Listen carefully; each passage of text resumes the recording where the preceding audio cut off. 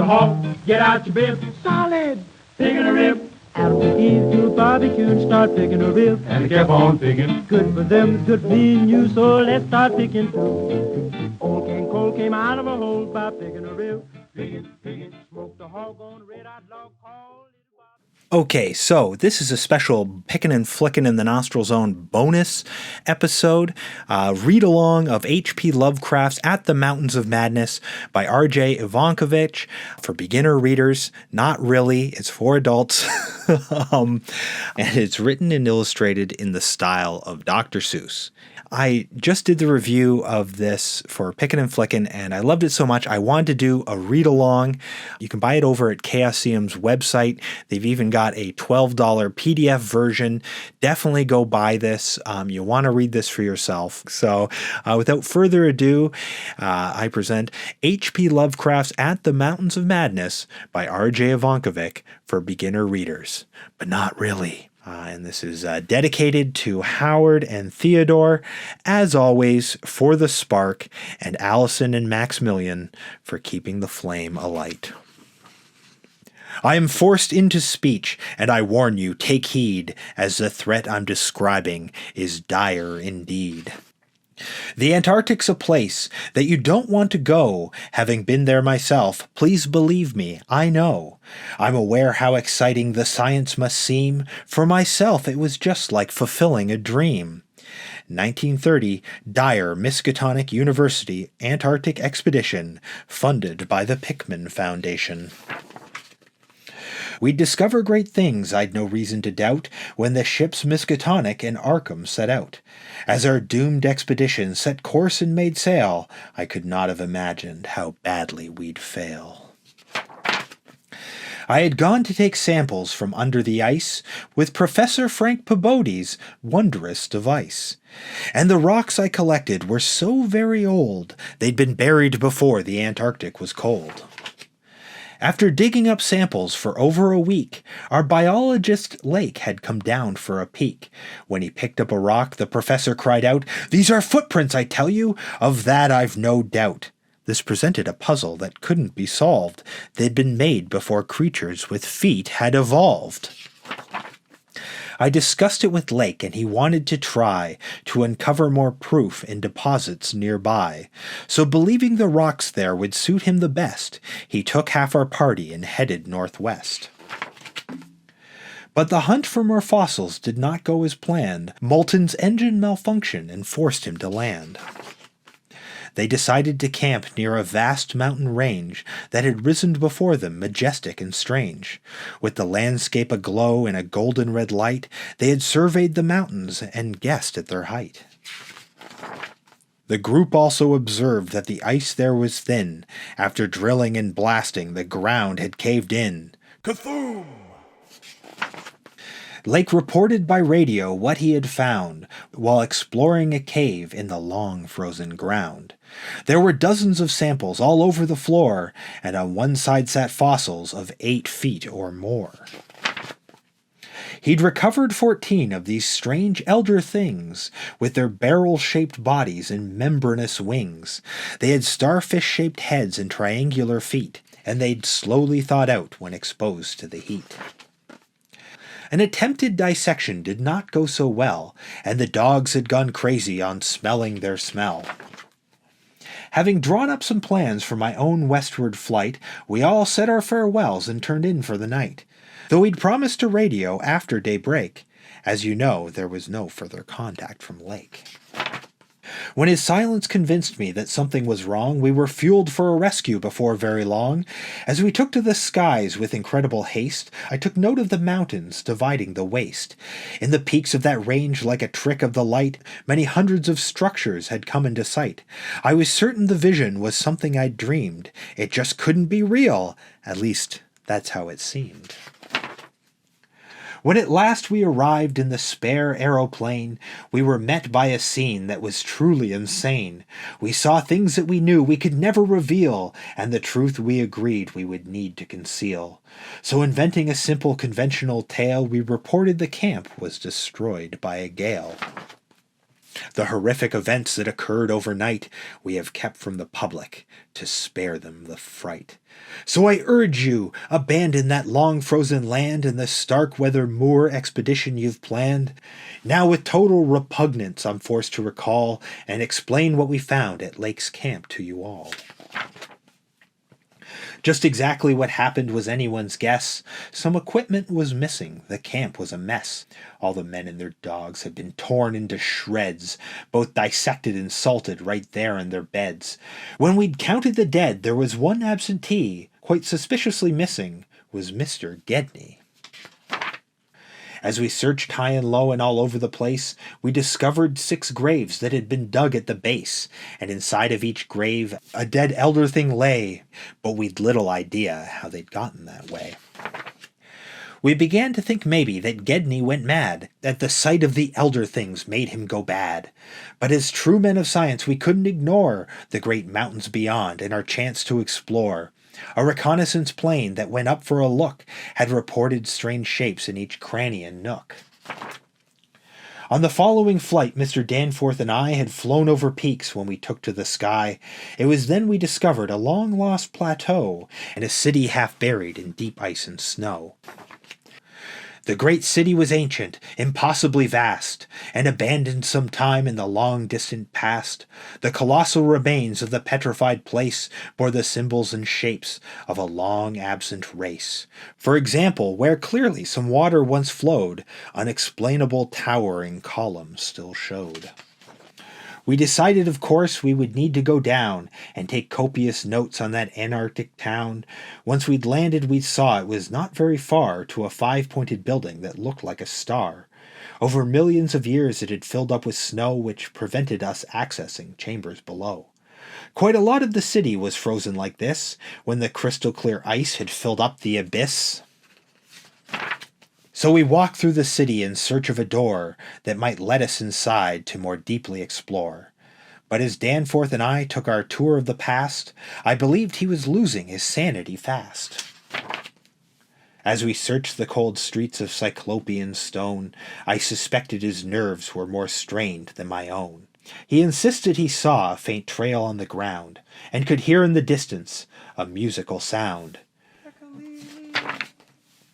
When we came to a wall where a hole opened wide, this allowed us to access the secrets inside.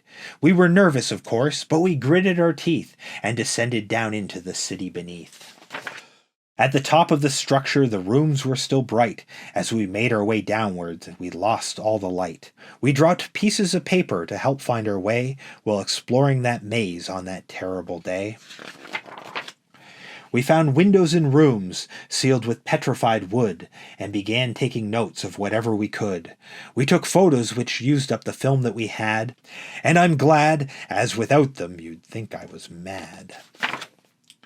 All the walls had been carved with amazing reliefs, and the details won't fit with your current beliefs. There were star charts and myths, and most probably more, on those murals that stretched between ceiling and floor.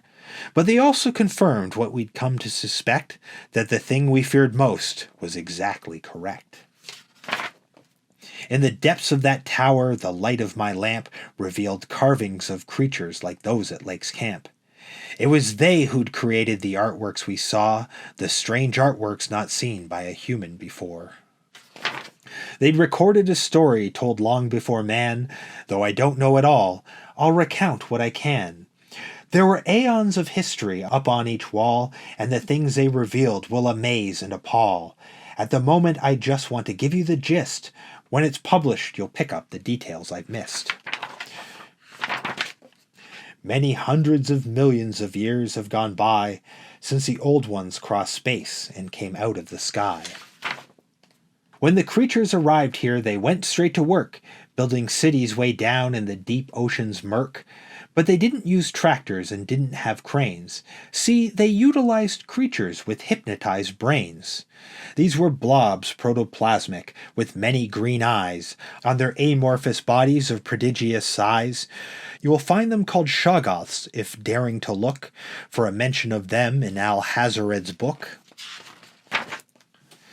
When they later got hungry and thinking of food, well, the elder things got in a life-making mood. So they took a few chemicals, mixed them all up, using measured amounts in a measuring cup, and they stirred the concoction and gave it a spark, thus creating new life in the deep ocean's dark. They made creatures for labor and some just to eat, which included a simian prized for its meat. And those monkeys evolved from back then till today, just because they behaved and stayed out of the way. Once their cities were full and they had to expand, they moved out of the oceans and onto dry land. Just as life settled down for the elder thing race, the star spawn of Cthulhu had squirmed out of space. Then a war had begun for control of the earth, and the two races fought it for all they were worth. But they fought to a stalemate and had to declare that the planet was something they'd just have to share. Well, I'm sure there were details I happened to miss. The agreement they came to went something like this. If the old ones returned to their most ancient homes and settled down under their undersea domes, then their Antarctic cities could stay where they were. Of course, wanting to keep them, they had to concur. And the star spawn, of course, had been guaranteed land for the incomprehensible things they had planned. At the time, a great continent rose from the sea in the place where one day the Pacific would be, and the pre-human spawn of Cthulhu agreed that this new land would suit them quite nicely indeed. The Cthulhuids, of course, aren't around anymore, and their stone city, Rillier, sits on the sea floor. Their new continent sank with the passage of time, and it was lost to the dark and the deep ocean's slime. So once more life returned to a casual pace for the slowly diminishing elder thing race. Then a problem arose that they didn't expect when the Shoggoths stopped showing them any respect. It occurred once the Shoggoths had labored so long, they developed ideas about rights and what's wrong. Over millions of years they had learned to rebel and had started to think for themselves then as well. The intractable Shoggoths were put in their place when they started to threaten the elder thing race. The rebellion was squashed as a matter of course with the power of anti-molecular force. Their next struggle began when the Mi-Go arrived, an event that the elder things barely survived. An unfortunate truth that the conflict revealed was a change in their bodies that couldn't be healed. See, the comfort that having a home planet brings had stagnated their spacefaring membranous wings. They discovered their empire came at a cost. As their freedom to travel, the cosmos was lost. An attempted expansion was brought to a halt by the constant attacks of the Mi-Go assault. Then the old ones were driven from the lands in the north, and the Mi-Go prevented them venturing forth. As the years slowly passed, the Antarctic grew cold, and unable to take to the spaceways of old, they sought out an abyss where the water was nice, while their city above was consumed by the ice. Well, we paused for a moment to ponder their fate. As this wasn't recorded and caused some debate, we detected the faint smell of spilled gasoline, which revealed the direction that someone had been. Having sniffed out the vapor, we came to a room and discovered a campsite set up in the gloom. What we saw on the floor with our very own eyes was a pile of our own expedition supplies. An abandoned inkwell, a few empty tin cans, and some scraps of torn paper with alien plans. We could recognize structures and pathways we'd been, and the symbols resembled the carvings we'd seen. It was clear that whoever spilled gas on the ground had been stopped by some rubble and then turned around. When we traced where they went, we arrived in a space, a huge empty and open cylindrical place. A great spiraling ramp wound its way up the wall, and small exits were spaced out around the great hall. At the base of the ramp was a left-behind sled, and beneath a tarpaulin, poor Gedney lay dead. As the sledge dog had also been neatly preserved, we presumed they'd been stored to be studied, observed. We were taken aback by the horror we found, but were coaxed to go on upon hearing a sound. I'll be brief in describing the noise that we heard, which was clearly the squawking of some sort of bird. But the penguins we found were exceedingly strange, all albino and blind in the 6-foot-tall range. We deduced they'd been scared up from somewhere below, and this helped us decide which direction to go. In the tunnel we chose, which was clear of debris, all the walls we observed were carved decadently. There were sections of tunnel incredibly steep, and 2 mingling odors increased in the deep.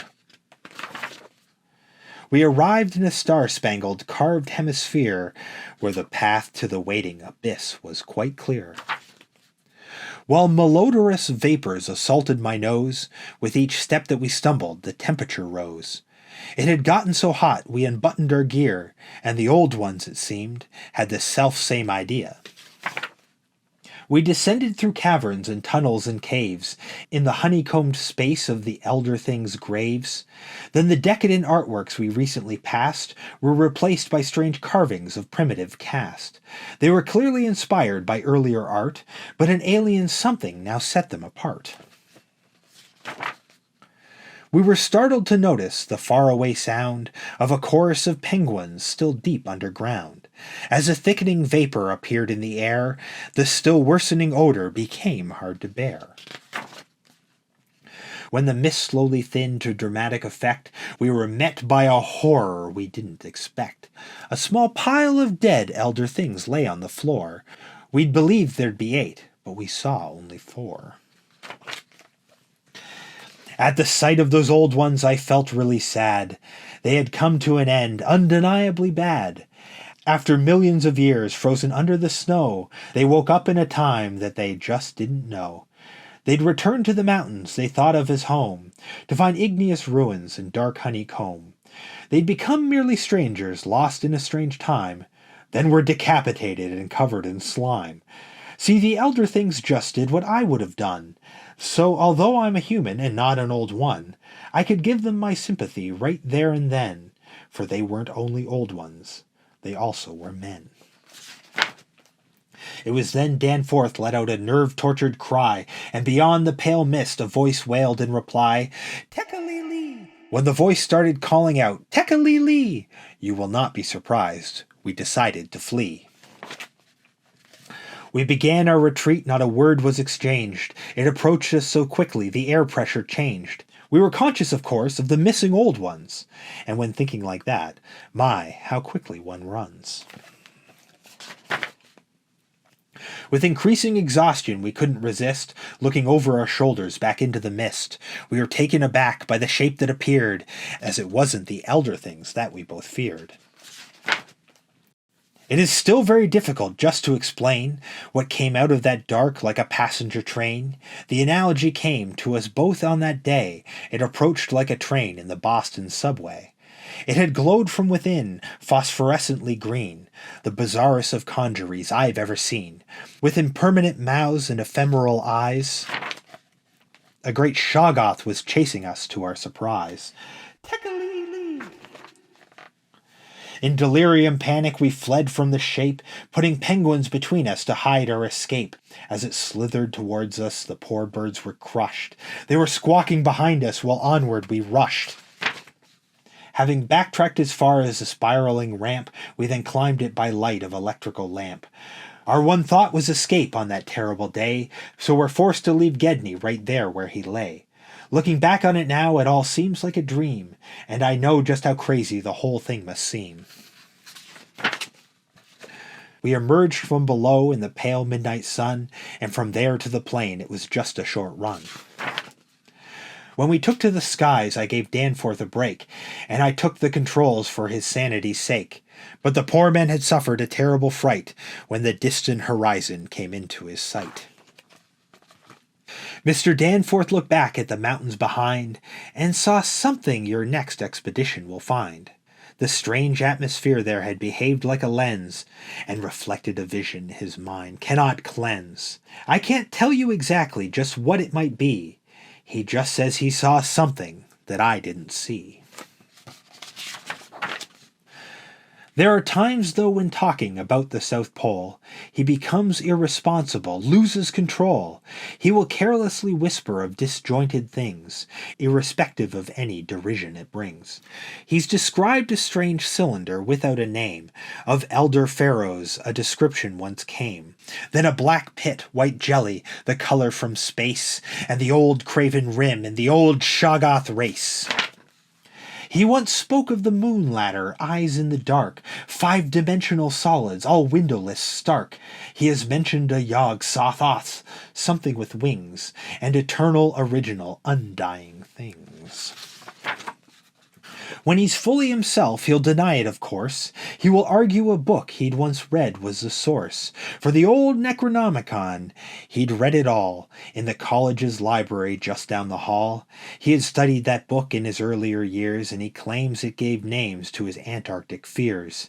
He'll explain how the strain in the things that he'd read had inspired the visions still haunting his head. To be clear, though today he'll discuss the bizarre, and will hint at that something he'd glimpsed from afar. At the time Danforth spoke with an insanity, simply shrieking repeatedly, "Kakalili!" The end. So there you have it, H.P. Lovecraft's At the Mountains of Madness by R.J. Ivankovic. Go right now to Chaosium Inc. and get yourself a copy. I recommend getting the physical book, but if you don't like that, you can get a digital copy for a lesser price. That's all today, Nostril Heads.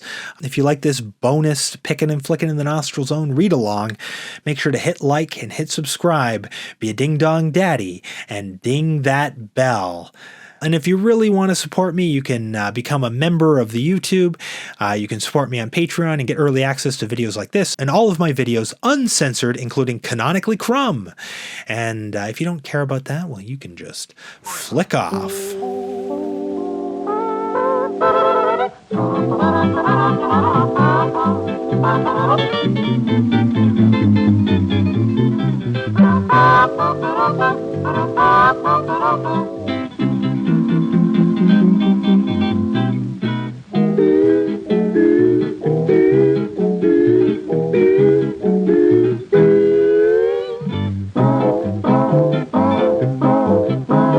Smoke your hog, get out your bed, solid, picking a rib.